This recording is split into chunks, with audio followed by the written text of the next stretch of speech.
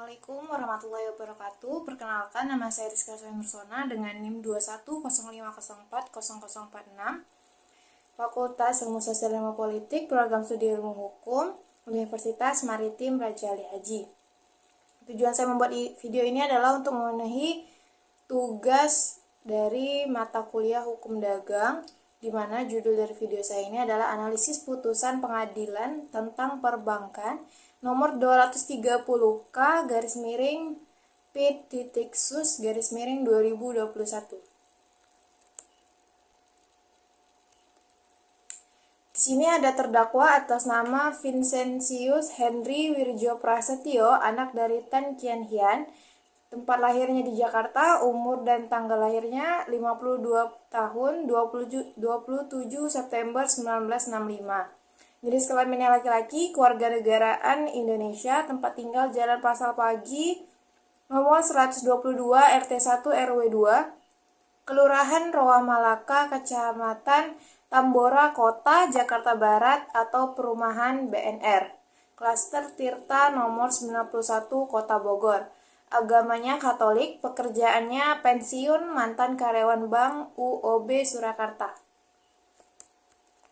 Kronologi kasusnya, terdakwa melakukan tindak pidana pegawai bank yang dengan sengaja tidak melaksanakan langkah-langkah yang diperlukan untuk memastikan ketaatan bank terhadap ketentuan dalam undang-undang ini dan ketentuan peraturan perundang-undangan lainnya yang berlaku bagi bank, yaitu bank wajib melakukan kegiatan usaha sesuai dengan prinsip kehati-hatian sebagaimana diatur dalam pasal 49 ayat 2 huruf B junto Pasal 29 ayat 2 Undang-Undang Nomor 10 Tahun 1998 tentang perubahan atas Undang-Undang Nomor 7 Tahun 1992 tentang perbankan. Berikut di sini disertakan barang bukti. Ada 6 barang bukti. Yang pertama itu 1 buku standar operating procedure atau SOP transaksi tunai.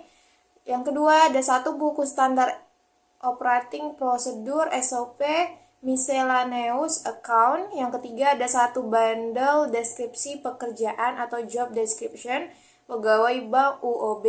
Yang keempat ada 1 bundle surat edaran yang berisikan tentang kewenangan memutus atas permohonan pengajuan pencarian dana oleh nasabah.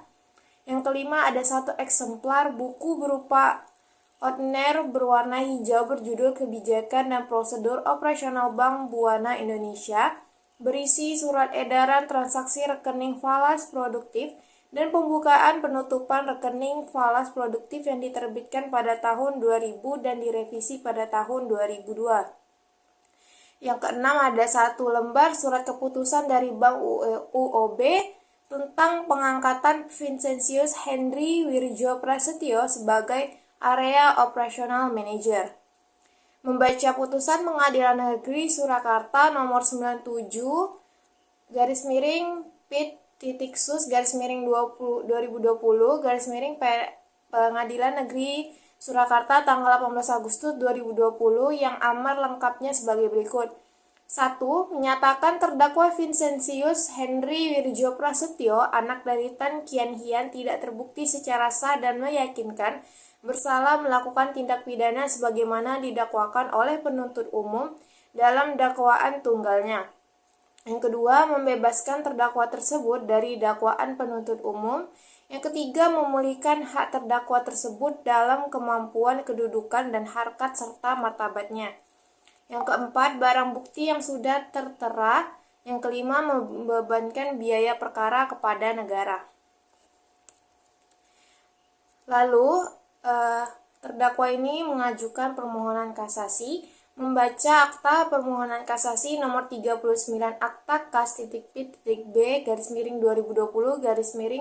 Pengadilan Negeri Surakarta Junto nomor 97 akta P.B/2020 Pengadilan Negeri Surakarta yang dibuat oleh Pani Tera pada Pengadilan Negeri Surakarta yang menerangkan bahwa pada tanggal 24 Agustus 2020 penuntut umum pada Kejaksaan Negeri Surakarta mengajukan permohonan kasasi terhadap putusan Pengadilan Negeri Surakarta tersebut. membaca memori kasasi tanggal 3 September 2020 dari penuntut umum pada Kejaksaan Negeri Surakarta tersebut sebagai pemohon kasasi yang diterima di Kepaniteraan Pengadilan Negeri Surakarta pada tanggal 3 September 2020. Namun, kasasi tersebut ditolak karena pertama, bahwa berdasarkan fakta hukum yang terungkap di muka sidang berawal dari saksi Rostina Cahyodewi selaku pemilik rekening bersama dengan saksi Waseso membuka rekening tabungan falas produktif rekening bersama menggunakan mata uang dolar Amerika dengan kode AND mengajukan komplain terhadap Bank UOB karena terdakwa selaku Area Operation Manager atau AOM Bank UOB Cabang Surakarta periode 1 April 2013 sampai 1 April 2014 telah beberapa kali menyetujui atau approval transaksi penarikan falas yang dilakukan oleh saksi Waseso pada tanggal 14 Mei 2013 sampai tanggal 24 September 2013 tanpa dihadiri oleh pemilik rekening bersama lainnya yaitu saksi Rostina Cahyodewi.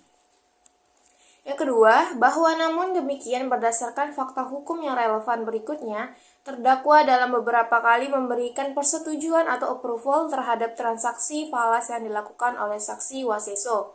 Karena saksi Waseso terbukti telah memenuhi prosedur transaksi sesuai dengan buku pedoman operasional Bank Buana Indonesia edisi Februari tahun 2000, edisi revisi tanggal 12 Juni 2000, dan SOP Miscellaneous Account Channels versi pertama Mei 2013 yaitu saksi Waseso telah membawa slip penarikan yang telah ditanda tangani kedua pemilik rekening yaitu saksi Waseso dan saksi Rostina Cahyodewi. Slip penarikan telah diisi lengkap termasuk jumlah nominal yang akan ditarik lengkap dengan nomor rekening, membawa kartu tanda penduduk atau KTP asli kedua pemilik rekening.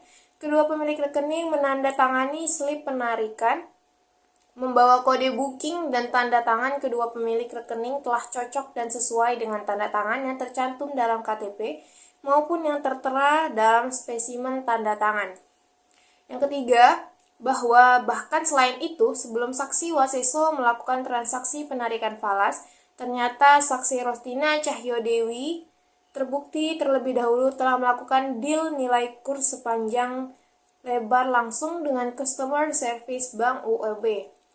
Demikian pula, tidak ada ketentuan dalam SOP yang mensyaratkan kedua pemilik rekening harus hadir secara bersama di bank pada saat penarikan, tetapi cukup dihadiri oleh salah seorang pemilik rekening asalkan persyaratan sebagaimana tersebut di atas telah dipenuhi. Juga tidak ada kewajiban pihak Bank UOB untuk menghubungi pemilik rekening bersama yang tidak hadir guna klarifikasi.